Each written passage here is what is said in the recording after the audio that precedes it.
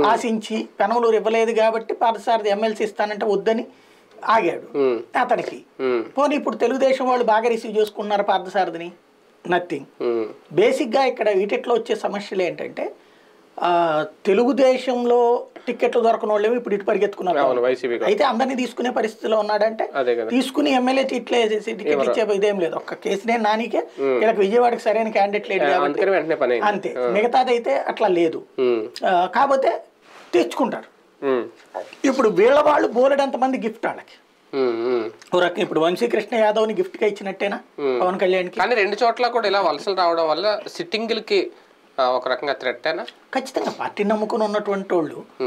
ఇంకా దారుణం ఏంటంటే పాపం అతని పేరేంటి, గోరంట్ల బుచ్చి చౌదరి.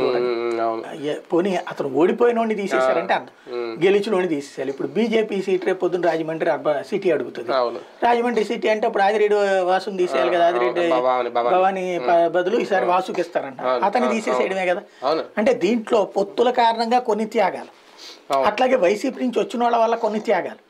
2014లో ఎలా అయితే ప్లాన్ చేశామో అలా అనుకుంటున్నారు. కానీ 2019 కాన్సెప్ట్ అవుతుంది. 2014లో కాంగ్రెస్ నుండి అట్నుంచి తెలుగుదేశంలోకి వచ్చారు, సుమారు 60 మంది కొత్త వాళ్ళు వచ్చారు అక్కడికి. 2019కి వచ్చేటికి 23 మంది కొత్త వాళ్ళని తెచ్చుకున్నారు. ఇక్కడ కొత్త వాళ్ళ మీద డిపెండ్ అవుతున్నారు కానీ పాత ఉన్నటువంటి వాళ్ళని డెవలప్ చేసే స్కెచ్ వేయలేకపోవడం అన్నటువంటిది ఇక్కడ విశేషం. ఒక రకంగా అదే ప్లస్ పాయింట్ ఏమో వైసీపీ.